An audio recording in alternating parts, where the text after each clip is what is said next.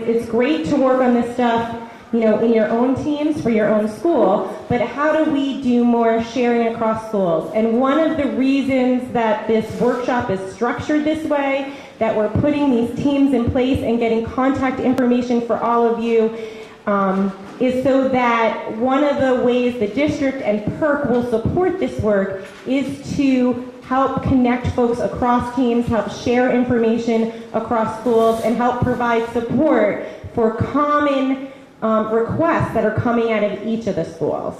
So this is just the beginning of us starting to get better at doing this work together.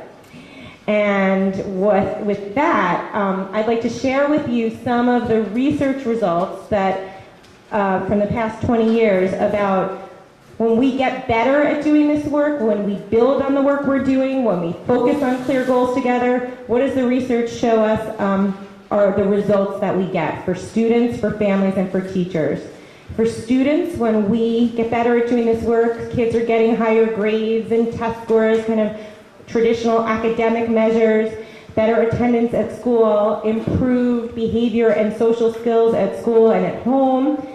One of the ones that I think has come up a number of times in our district is increased enrollment in more challenging academic programs. So how are we making sure that each kid is able to push themselves and have the support to push themselves to really be challenged and to succeed? And when we do this work well together, we see that happen. We see kids earning more credits in school, taking more courses.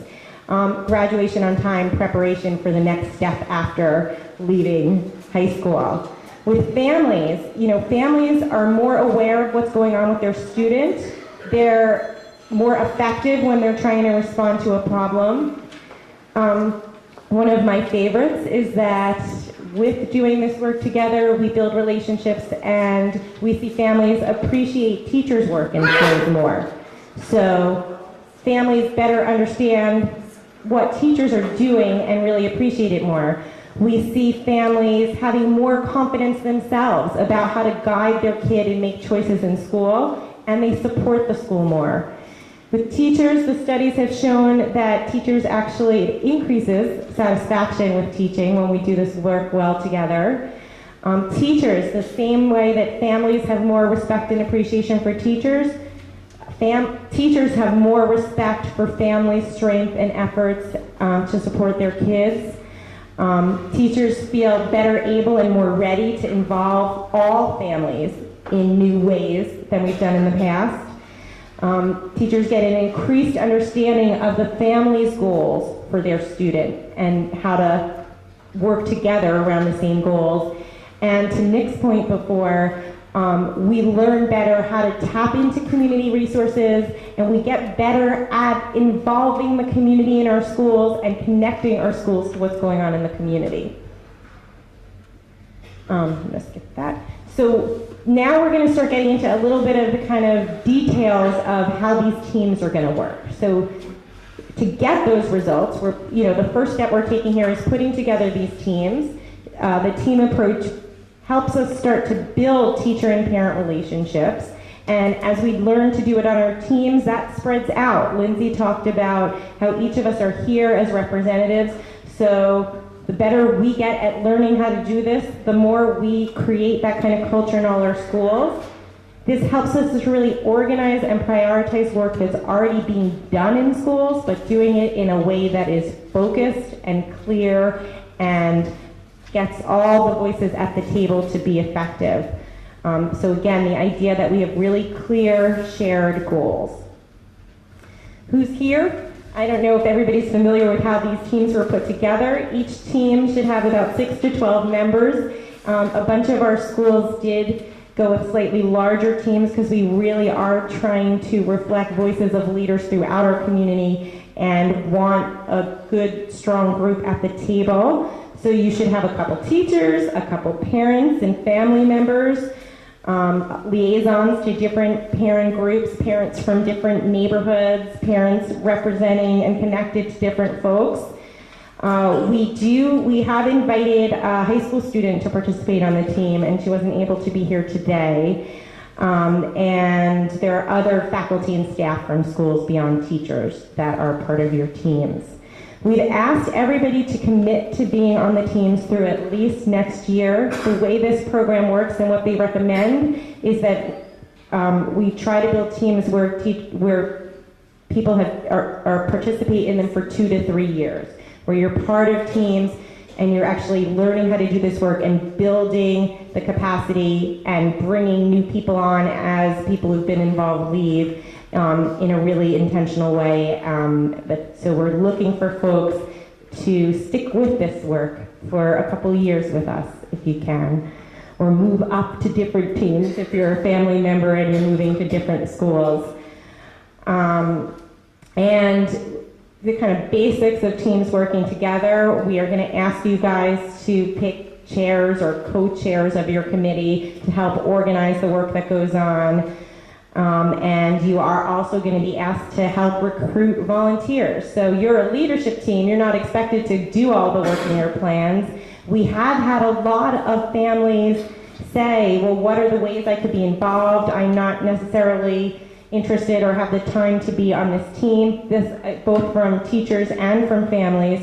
So one of the next steps we're doing as we kind of pull a plan together and get input from people is building a larger group of volunteers who are specifically supporting this kind of partnership work. So just, again, super basic stuff. We want to make sure that you spend a couple minutes at your table today knowing what comes next. Like, when do you meet? The teams are being asked to meet monthly. When, where, what time? And how you really think about keeping folks informed about the work you're doing. So our work is great if we build relationships with folks at this table, but the impact's pretty limited if we don't figure out how that spreads out to all of our families, to our teachers. So really thinking about, how you're going back and communicating what comes out of your plans to faculty, to PTO, to all parents in your school, really thinking through as a team how you're talking about what you're doing. The district will support that work, but we have only a couple ways to communicate. So it's you guys individually talking to people, thinking about what all the ways are to reach people with this work at your schools that's really going to make it happen. And now we have another kind of more specific activity for you to do. So in your table packet, there is a sheet that says reach a goal for student success using the 6 types of involvement. We had you think about kind of a specific pressing goal for your school. You could look at that. But what we're asking you to do now is break into partners at your tables, working about your school, and think about how that goal, how that challenge that you talked about relates to an academic goal. What does that mean? What does that look like for how students succeed on some of the academic measures we have in school? So with a partner, or you can try to do it as a table, come up with an academic goal and start thinking about these different types of involvement and how you would, in your school, and you can use your kind of starting points list, think about the things that you think you would build on that your school's doing to really start, this is preparing you for taking the next step in putting a plan together and just really starting to think through how do we use these 6 types of involvement toward a specific goal connected to our school goals and things we're already doing in our school. Any questions? Yes, Victor. So is this more of an exercise right now, or do you want us to really take the time to figure out what that specific goal is going to be? Because that could take much longer. Okay, so what all the principals at your tables should have some information about your school improvement goals. We want you to spend some time focusing on an academic goal that is related to a school goal that you have. We want you to be able to build on this in your plan. So we don't want it to be completely just practicing doing this. We want you to be able to use what you're doing so that when we spend the last hour together where you're really working on a plan for your school, you actually can think about the ideas that you came up with when you did this activity.